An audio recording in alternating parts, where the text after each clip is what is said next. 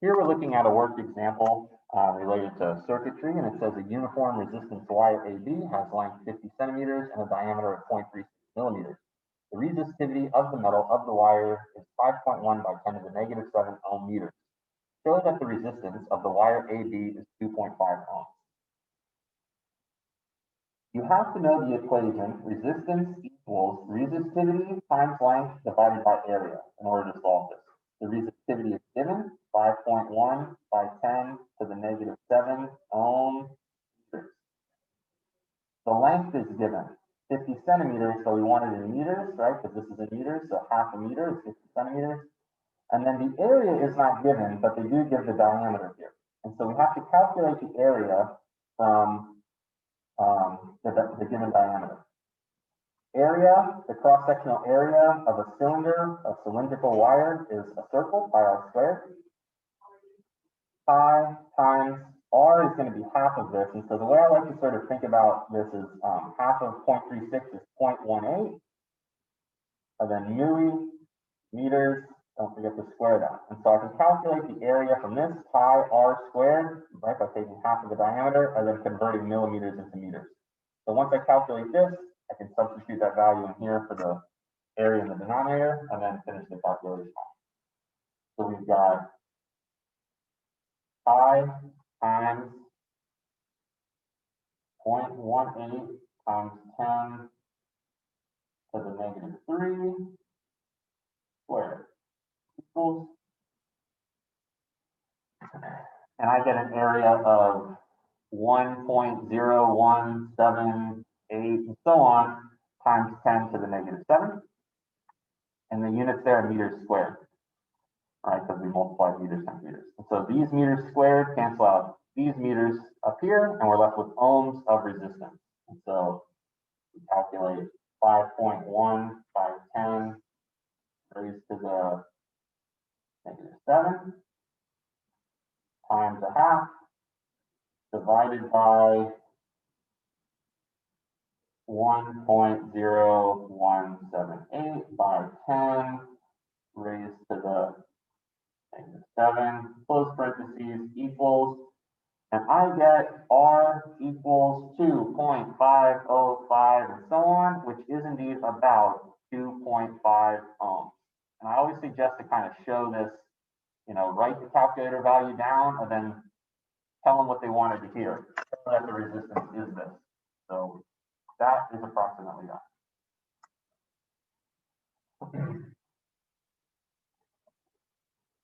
The question goes on to read, the wire AB is connected in series with a power supply E and a resistor R as shown in figure 5.1.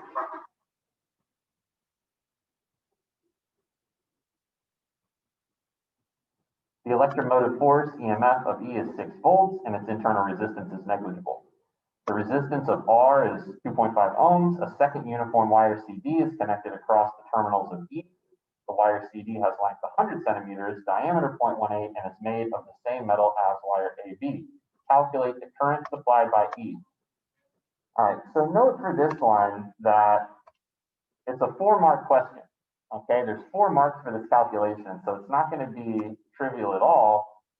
It's going to take a little bit of working to arrive at this answer. I'm trying to keep the circuit and the question up there. Hopefully your eyes are good enough you can still read that okay.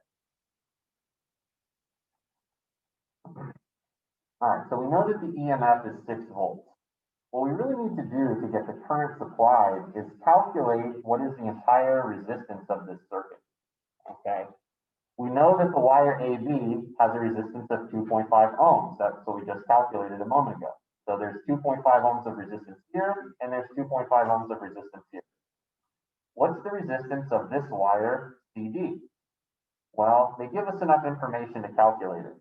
So the resistance of CD is equal to resistivity times length divided by area. And so we need to calculate this one real quick. The resistivity, because it's made of the same metal, then the resistivity has to be the same. And you may recall that the resistivity was 5.1 by 10 to the negative 7 ohm meters. The length of this one is 100 centimeters. That's kind of nice because that's 1 meter. It won't change our calculation. divided by, now the diameter of this one is 0.18 millimeters, and so the same way we calculated the area, pi times 0.09, I'll write it over here.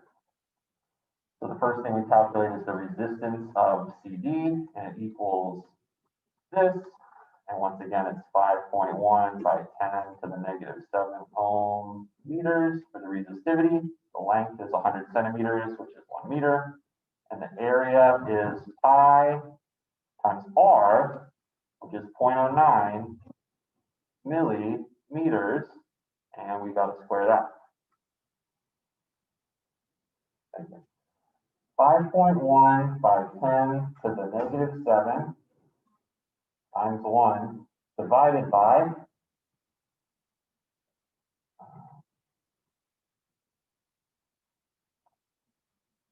pi equals divided by, open parentheses, 0.09 times 10 raised to the negative 3 squared equals. And I get, give everybody a chance that's following along at home, a fair chance to calculate themselves before I give away the answer here. That's right, 20 ohms. Well done, well done. There's 20 ohms of resistance in this wire CD. So you really do have to kind of do the calculation, unless you're really good at sort of saying, oh, well, we've decreased the diameter by half, and so that's in the denominator, half squared. This is, going to change by a factor of, whatever. So I think it's easier to just plug in the numbers and calculate. Now we need to calculate what is the combined resistance in this circuit. That's one way. The other way to do it would be, I guess, to calculate maybe the current through this branch and then the current through this branch and then add them up. That might be actually easier to do. If we know that there's 6 volts across each of these branches, then we could just use I equals V over R, where we just use the combined resistance of sort of like this branch. And so this one would be 6 volts over 5 ohms, right? Because there's 2.5 plus 2.5 ohms of resistance in this branch. This branch down here is going to be I equals the same 6 volts, but this time over 20 ohms, because this is a 20 ohm resistor right here. So 6 divided by 5 is 1.2. So there's 1.2 amps of current that go through this branch. And 6 divided by 20 is 0.3. There's 0.3 amps that are going through this branch, which means the total current in this circuit is what? If 1.2 amps gets to this point and 0.3 amps gets to this point, how many amps will emerge from that point? Well, the sum of the currents going into a point is equal to the sum of the currents leaving that same point. And so we can deduce that the current in the battery supplied by E must be 1.5 amps. Okay, 1.5 amps. The other way to calculate it is to calculate the entire resistance in this circuit. And so we have 2 resistors in series, sort of like these resistors that are combined together in parallel with this one. Okay, 2 resistors in parallel rather. So these 2 are in series with each other, and in turn they are in parallel with this resistor. So 1 over R would equal 1 over R1, where like this branch would be R1, plus 1 over R2, where this branch would be like R2. So we go 1 over R equals 1 over 5 plus 1 over 20. What's that going to be? 1 over 5 is the same thing as 4 over 20 plus 1 over 20. That is equal to 5 over 20, and that's the inverse of the resistance. So 1 over R is 5 over 20, then R is 20 over 5, or 4 ohms. There's 4 ohms of total resistance in this circuit. So here's the moment of truth. If I calculate the current, V over R, I should be able to get the same answer that I got from, this is really utilizing Kirchhoff's first law, right? Like the currents went in, so I just added them up. But this is like saying, well, how much current would be drawn from a circuit that has 4 ohms of resistance if there's 6 volts? And sure enough, 6 over 4 gives us the same 1.5 amps. There's different ways to calculate it. Now that I look at it, I'm like, wow, it's 4 marks. Okay, and again, you could solve it sort of either way that I presented here. Maybe there's another way to solve it. Moving right along.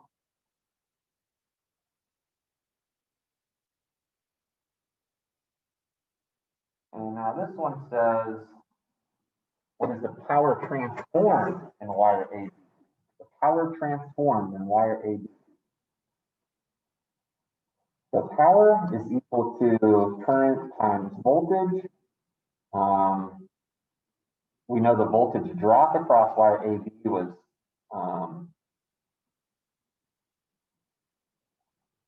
3 volts actually. And I don't think we calculated that. So we could use just I squared R, okay, because we calculated the current through that branch that was the 1.2 or that was the 0.3? That was the 1.2. So we had 1.2 amps going through that branch, and then the wire AB had a resistance of 2.5 ohms. Now I know that there's a 3 volt drop across that because remember there was 6 total volts in the circuit, and there's 2 2.5 ohm resistors along that branch, right? So there's the wire 2.5 and there's this one 2.5. So if there's 6 total volts, and I know all 6 volts dropped across them, and these are the same value of resistor, then like half of it's going to drop across this one, half of it's going to drop across that. So I could use the calculation power equals I times V, where I is the same 1.2 and V is 3 volts. So 1.2 squared times 2.5 should be the same thing as 1.2 times 3. Because both of those are the power transformed in that wire.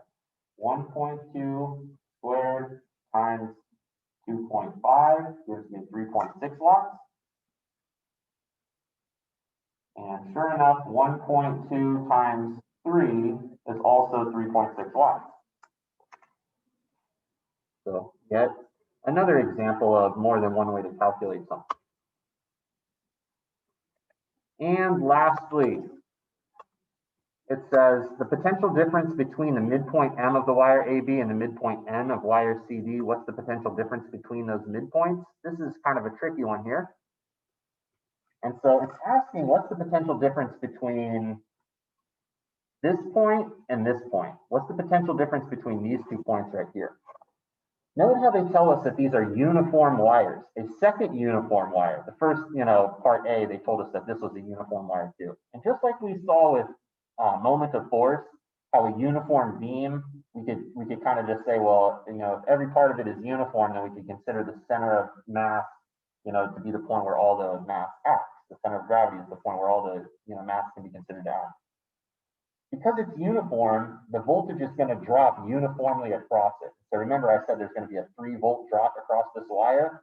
Well, that means how many volts have dropped by the midpoint? Can anybody kind of just use their intuition to kind of say, okay, well, if 3 volts drop across this uniform wire, then it's kind of like, how many volts are dropping along the way? It's like 1, 2, 3, right? Just uniformly across. And so by the midpoint, how many volts have dropped here?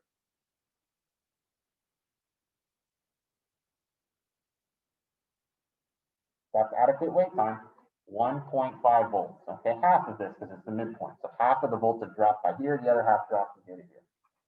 Now this one, what is the voltage drop across this guy? Well, all 6 volts, right? This is the only resistor in this loop. So all 6 volts drop across from C to D, which means how many volts have dropped by N? 3 volts have dropped. And so the potential difference between M and N is going to be the difference between these voltages. Because 1.5 volts has dropped here, 3 volts have dropped here. So there's a difference between these points of 3 minus 1.5 or just 1.5. You have to calculate the voltage drop across half of the wires, okay, and then take their difference for that one. So funny how that's the working for this question. So it goes a 3 volt drop across wire CD minus a 1.5 volt drop across wire AB is a potential difference of 1.5 volts.